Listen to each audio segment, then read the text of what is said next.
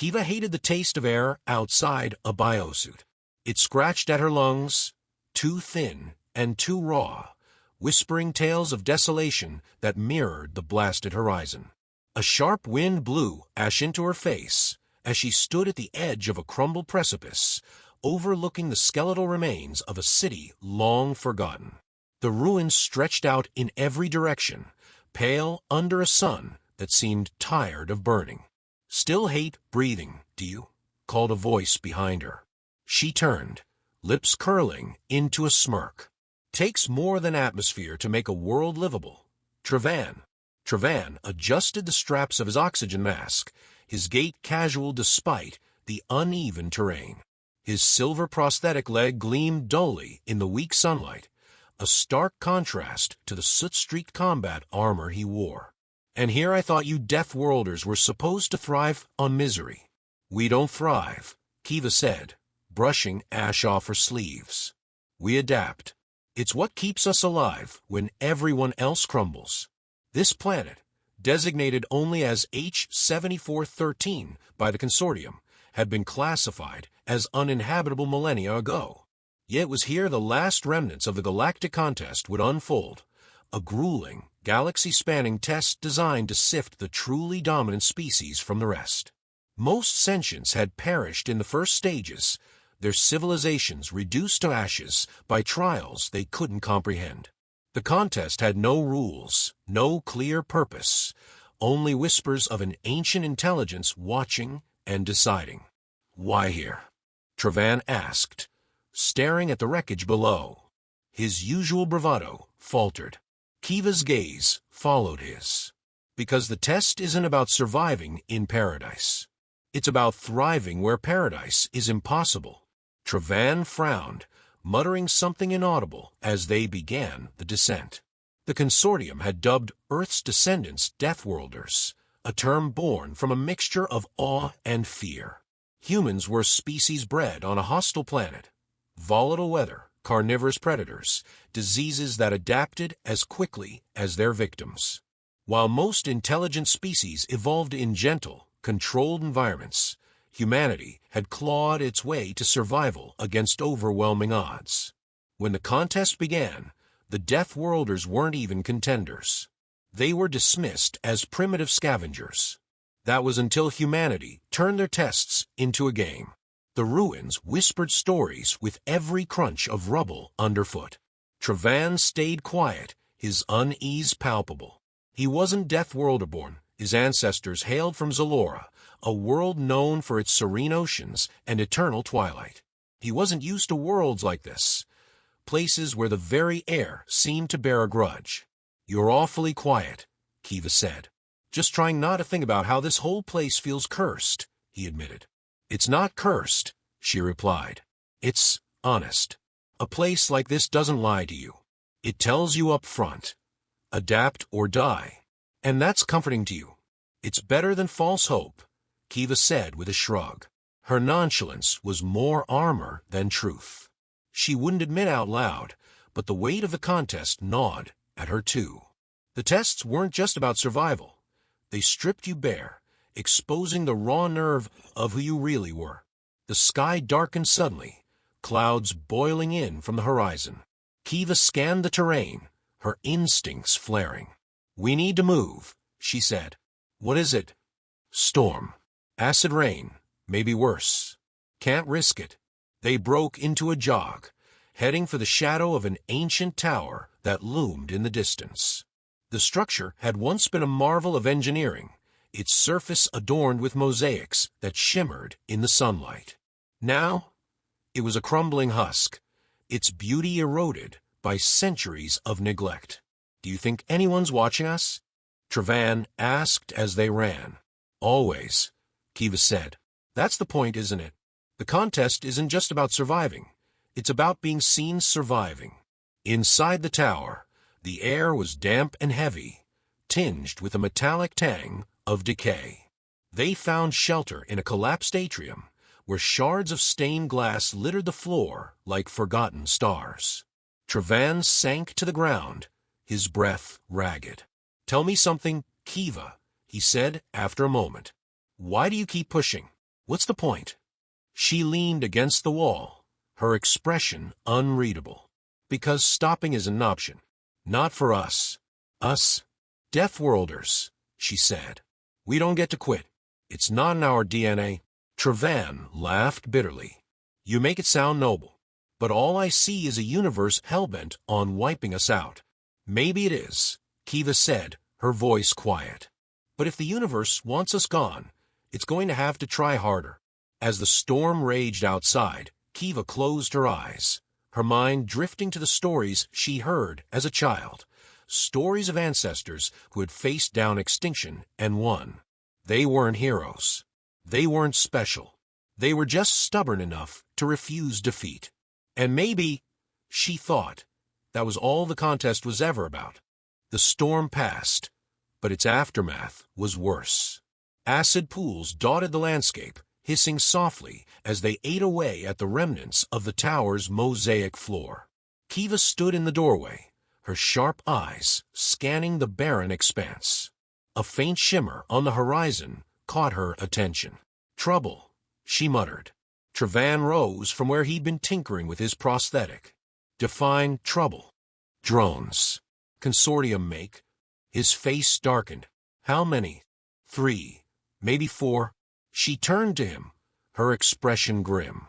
They're scanning for us. Probably part of the next test. The Consortium's drones were relentless, equipped with adaptive AI and weaponry designed to exploit the weaknesses of any species. For Deathworlders, they favored precision strikes, calculated attacks meant to disable rather than kill. Survival wasn't supposed to be easy. We can't take them head-on, Trevan said. Who said anything about head-on? Kiva replied, already pulling a small device from her pack. The device was a crude jammer, cobbled together from salvaged tech. It wasn't pretty, but it worked, most of the time. Kiva crouched in the shadow of the doorway, her fingers flying over the controls. Give me a minute, she said. We don't have a minute, Trevan hissed, peeking out at the approaching drones. The hum of their engines grew louder, a discordant melody that set Kiva's teeth on edge. Her hands moved faster, the lines between her brows deepening with concentration. There, she said finally, shoving the device into Trevan's hands. Plant this on the tallest piece of rubble you can find. It'll scramble their targeting systems. He nodded, slipping out into the open. Kiva watched him go, her heart pounding. The drones were close now, their sleek forms cutting through the toxic air with predatory grace. Trevan disappeared behind a collapsed spire, his silhouette barely visible against the dull sky. Seconds stretched into an eternity as Kiva listened to the hum of the drones, her fingers twitching with the urge to act. Then, a burst of static crackled through the air. The drones faltered, their movements jerky and uncoordinated. Trevan emerged from the rubble, a triumphant grin on his face. Nice work, Kiva called, motioning for him to hurry back. But before he could reach her, one of the drones stabilized, its sensors locking onto him. The blast came without warning, a searing beam of energy that struck the ground inches from Trevan's feet. He dove behind a slab of concrete, his breath ragged as the drone adjusted its aim. Kiva cursed under her breath, grabbing her rifle. The weapon was ancient by Consortium standards, a crude projectile-based design that lacked the elegance of plasma or energy tech. But it had one advantage. It was unpredictable. She took aim, her finger steady on the trigger. The shot rang out, the bullet punching through the drone's outer shell. Sparks erupted from its chassis as it spiraled out of control, crashing into the ground with a satisfying thud. Trevan scrambled to his feet, his movements frantic. Kiva, behind you. She spun just in time to see another drone bearing down on her. Its weapon systems glowed ominously, a harbinger of destruction. The world seemed to slow as Kiva fired again. The bullet struck true, but not before the drone released its payload. A searing wave of heat washed over her, knocking her off her feet. She hit the ground hard, her vision swimming. Trevan was at her side in an instant, his face pale with worry. "Kiva, stay with me." "I'm fine," she muttered, though the pain in her shoulder told a different story. Trevan helped her to her feet, his grip firm but gentle. "We need to move. That blast will have drawn more attention." Kiva nodded, her jaw clenched against the pain. Together, they stumbled away from the wreckage, their movements slow and deliberate.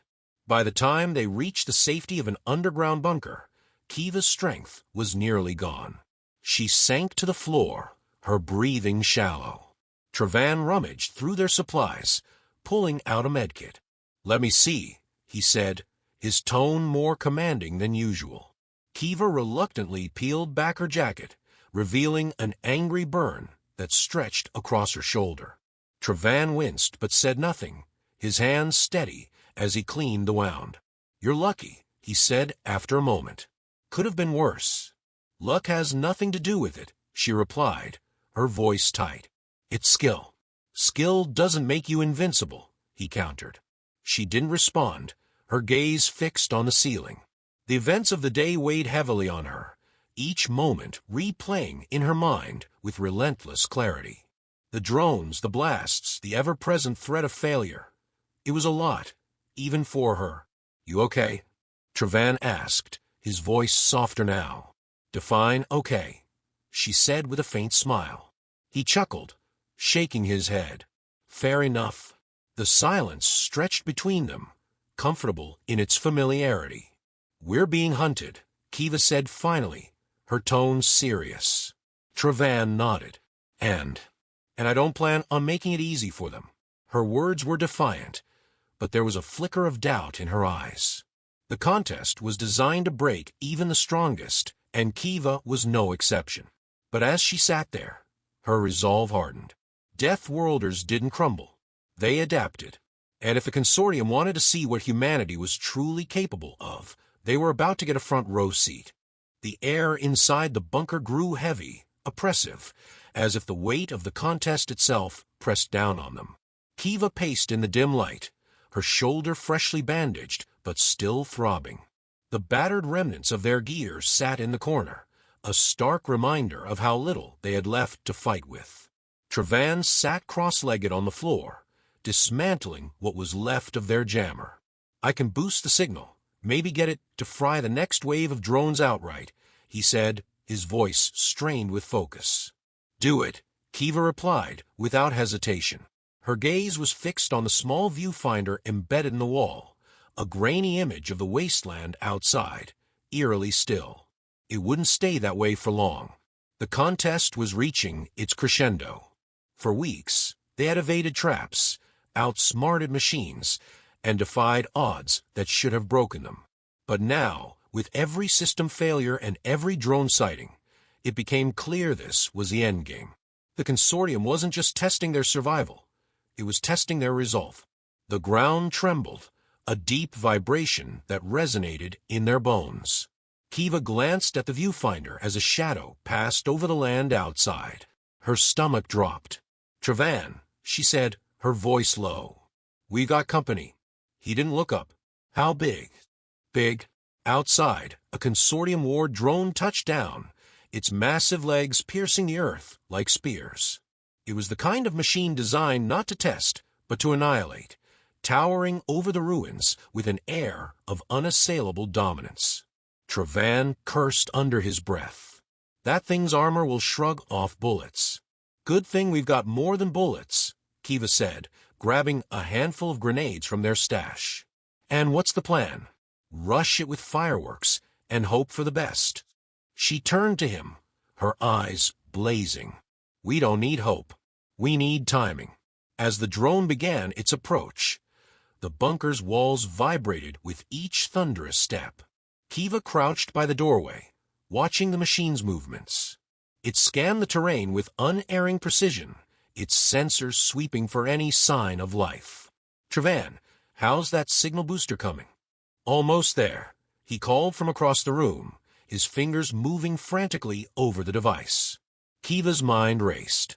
She knew the Consortium would escalate, but this was overkill. If they wanted to survive, they'd have to think like Deathworlders, quick, ruthless, and unpredictable. Got it, Trevan exclaimed, holding up the modified jammer. It'll overload their systems, but only if we get close enough. Close enough to die, Kiva muttered, slinging the grenades over her shoulder. You got a better idea? She didn't. The two of them moved as one, slipping through the bunker's exit and into the open air. The drone loomed ahead, its metal frame gleaming under the wan light of the sun. Kiva signaled to Trevan, her hand movements sharp and deliberate. He nodded, breaking off to circle around the machine while she kept its attention. She stepped into the open, firing a shot into the drone's side. It turned immediately, its weapon systems activating with a low hum. "Come on, you overgrown tin can," she muttered, firing again. The drone retaliated with a blast of energy, the ground erupting around her. Kiva dove behind a crumbled wall, her heart pounding. Trevan reached the drone's blind spot, the jammer clutched tightly in his hands. He climbed onto a nearby pile of debris, his movements quick and precise. "Kiva," he shouted. She knew what to do. Gripping one of the grenades, she pulled the pin and hurled it toward the drone. It detonated near one of its legs, sending a shower of sparks into the air. The machine stumbled, its focus split between Kiva and the sudden malfunction. Trevan leapt onto its back, slamming the jammer into an exposed panel. The device buzzed to life, emitting a high-pitched whine that grew louder with each passing second. The drone convulsed, its movements erratic as the jammer signal overloaded its systems. "Jump, Trevan," Kiva yelled. He didn't hesitate, throwing himself clear just as the drone's core exploded. The blast sent a shockwave through the ruins, knocking both of them to the ground. When the dust settled, Kiva pushed herself up, her ears ringing. The drone was nothing more than a smoking heap of metal, its once menacing form reduced to scrap. Trevan lay a few feet away, coughing but otherwise unharmed. "You okay?" Kiva asked, limping over to him. "Define okay," he said, grinning despite the soot on his face. She helped him to his feet, the two of them standing amidst the wreckage. "We did it," Trevan said, his voice filled with disbelief. "For now," Kiva replied. Her gaze shifted to the horizon, where faint lights flickered in the distance. More drones, more tests. "They'll keep coming, won't they?" Trevan asked. "Probably," she said, "but so will we." As they made their way back to the bunker, Kiva felt a strange sense of calm. The contest wasn't over, not by a long shot. But in that moment, standing shoulder to shoulder with Trevan, she realized something important. It wasn't about winning or losing. It wasn't even about surviving. It was about defiance. Deathworlders didn't just adapt to the impossible. They thrived in it, turning every challenge into a joke the universe couldn't help but laugh at. And if that wasn't enough to beat the Consortium, then nothing ever would be.